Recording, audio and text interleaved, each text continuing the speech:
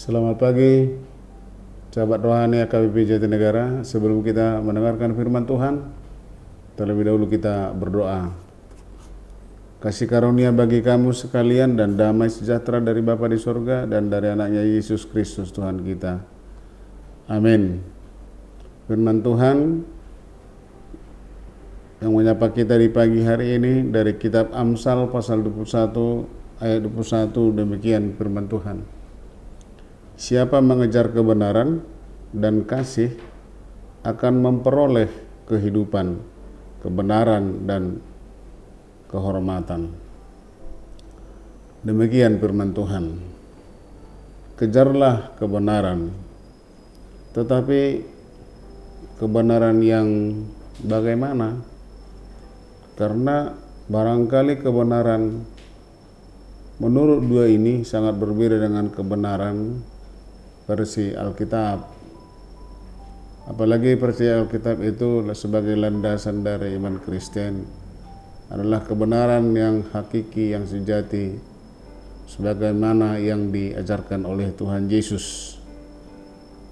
Namun kata kejarlah juga berarti burulah, gapailah. Mengejar atau memburu artinya mengejar hendak menangkap atau untuk berlari untuk mencapai sasaran. Dalam mengejar atau memburu dibutuhkan kekuatan, dibutuhkan stamina dan juga teknik dan strategi untuk mendapatkan apa yang dikejar atau apa yang mau dicapai itu. Setiap orang percaya diharuskan untuk memburu dan mengejar kebenaran dan kasih sampai mendapatkannya. Tapi kebenaran yang hakiki, bukan kebenaran versi dunia ini. Apakah itu kebenaran dan apakah itu kasih? Nah, ini yang menjadi pertanyaan dan pergumulan bagi kita. Kebenaran adalah kebenaran yang hakiki, yang berlandaskan pada kebenaran Kristus. Kasih adalah di dalam pengajaran Kristen adalah pengorbanan yang sungguh luar biasa, sebagaimana yang sudah ditunjukkan oleh Allah di dalam Yesus Kristus. Dan bila sudah mendapatkannya, apakah keuntungannya? Dalam Yohanes pasal 14 ayat 6, Yesus berkata, "Akulah jalan kebenaran dan hidup." Dan dalam 1 Yohanes 4 ayat 16, Allah adalah kasih.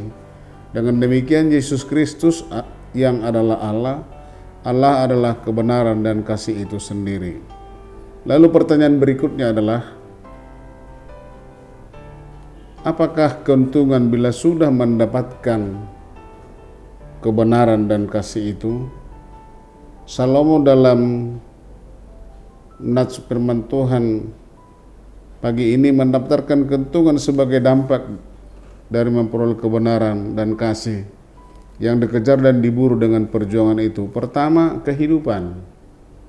Kehidupan di sini bukan hanya kehidupan misalnya dalam setiap proses sehari-hari, tetapi kehidupan yang kekal abadi sampai selama-lamanya. Seseorang disebut hidup apabila rohnya masih melekat pada jasadnya, bisa bergerak dan beraktivitas. Orang yang hidup tidak akan mengabaikan hal-hal yang prinsip untuk memperoleh kehidupan, yaitu kebenaran dan kebaikan. Kebenaran dan kebaikan sebagai penentu kehidupan seperti tubuh dengan roh. Tubuh tanpa roh adalah mati. Demikian juga kehidupan tanpa kebenaran dan kebaikan sama seperti tubuh tanpa roh. Kemudian apa yang kita dapatkan kalau mengejar kebenaran dan kasih? Kedua, yaitu kebenaran lagi. Mengejar dan memburu kebenaran akan menemukan keadilan, kejujuran dan ketulusan. Jadi ini juga kebenaran yang berlandaskan pada kehidupan Yesus. Ketiga, apa yang didapatkan lagi? Kehormatan. Jadi kehormatan juga yang dimaksud di sini bukan kehormatan yang menurut ukuran dunia. Kalau kehormatan menurut dunia ini adalah barangkali misalnya jabatan, pangkat dan harta. Tapi mendapat kehormatan adalah hal yang pantas dan wajar bagi setiap orang yang hidup dalam kebenaran dan melakukan segala kebaikan. Kejar dan burulah kebenaran dan kasih sampai Anda mendapatkannya. Maka kita akan memperoleh kehidupan, kebenaran, dan kehormatan. Nah, inilah yang saya sebutkan tadi, kehidupan yang kekal. Amin. Kita berdoa. Terima kasih Tuhan atas firman-Mu di pagi hari ini. Engkau mengajar kami senantiasa Tuhan berhidup dalam kebenaran dan kasih, agar kami memperoleh kehidupan, kebenaran, dan kehormatan. Terima kasih Tuhan.